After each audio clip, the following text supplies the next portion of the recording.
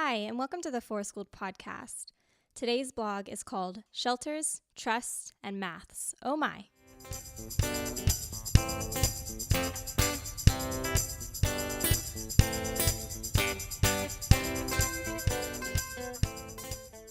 It is only the third session in a new after-school program. The children range in age between 5 and 10 years old. They all attend the same school, so they know each other quite well already. I, however, have only recently met them, so don't know them that well at all. I'm still learning about their personalities, their likes and dislikes, and the already established relationships they all have with each other. This also means I'm learning to discern when conflict during their play requires my intervention. Wait, can play, the behavior that's usually associated with laughter and fun, really include conflict, the behavior where people are usually unhappy, frustrated, or even angry? Turns out the answer is yes, and is demonstrated quite well when children are building shelters. It seems to be a relatively universal play behavior for children to create homes and hideouts when they play. In my experience, it also seems to be universal that they become protective over them and priorities turn to finding ways to defend their shelters. Some create fortifications, assign a guard, build booby traps, or all of the above. Sometimes the children try to raid each other's shelters and battles ensue. This often means certain groups are prevented from entering other shelters and are chased off, and that's when conflict becomes a part of play. I firmly believe in the importance of children learning to resolve conflict for themselves, so I try to interfere as little as possible. When a 10-year-old named Matt came over to tell me that one of the groups wasn't letting his team into their shelter, I first offered some guidance. I asked, "How do you feel about that?" Matt said, "Left out." So I asked, "Have you tried talking to them about it?" He said, "No." So I replied, "What if you speak to them and let them know that you feel left out when they don't let you in?"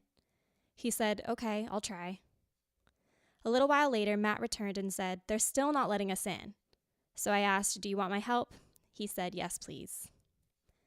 I walked with Matt over to the group of 7-year-old boys who were protecting their shelter to try to help mediate the conflict. I asked, "So what's going on here?" And one of the 7-year-olds named Eric immediately launched into defense. He exclaimed, "We don't want them coming into our shelter because every time they come in, they wreck it." I looked over at Matt, and he gave a little guilty smirk.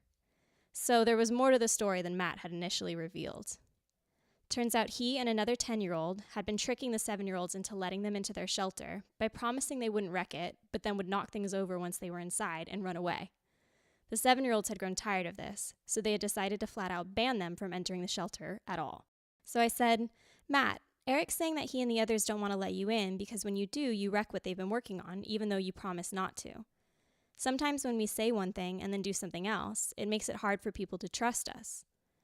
Eric backed this up with, "Yeah, we can't trust that you're not going to destroy our shelter, so that's why we don't want to let you in." Matt found this argument reasonable and said, "Yeah, that makes sense." So I offered a question to the group.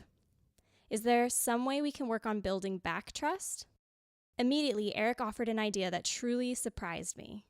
He said, "You can build back our trust if every time you come to our shelter, you listen to our rules first. If you listen to them and follow them, you'll regain 10% of our trust.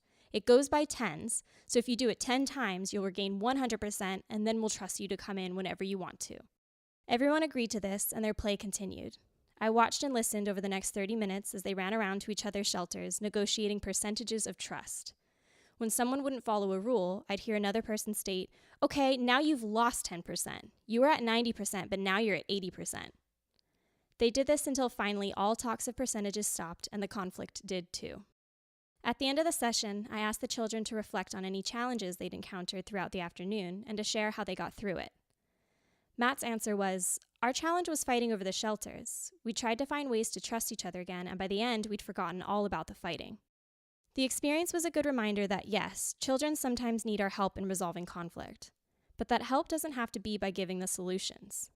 In Free to Learn, Peter Gray states, "Adult direction leads to the assumption that rules are determined by an outside authority and thus not to be questioned.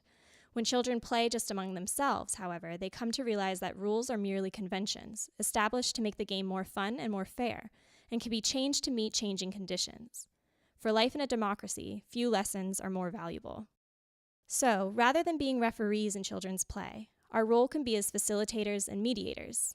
Indeed, the resolutions to conflicts during play can come from the children themselves, which apparently might even involve sophisticated percentage methods.